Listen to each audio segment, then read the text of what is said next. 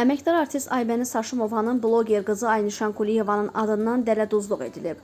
Aynişan bir şəxsin onun adından yaxınlarından pul istədiyini bildirib. O bildirib ki, Telegram vasitəsilə onun yaxınlarına mesaj göndərilib.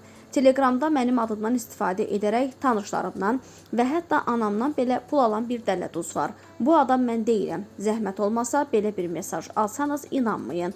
Pul göndərməyin, mütləq mənimlə birbaşa əlaqə saxlayın. Bu insan kimdirsə bizi çox yaxşı tanıyır. Anamın yanında olmadığım anı dəqiq bilir. Ən önəmlisi anamın bir sözümə inanaraq istənilən məbləği göndərəcəyini də bilir.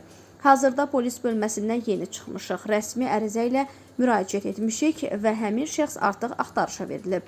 Səni mütləq tapacağıq və artıq burada məsələ pul deyil.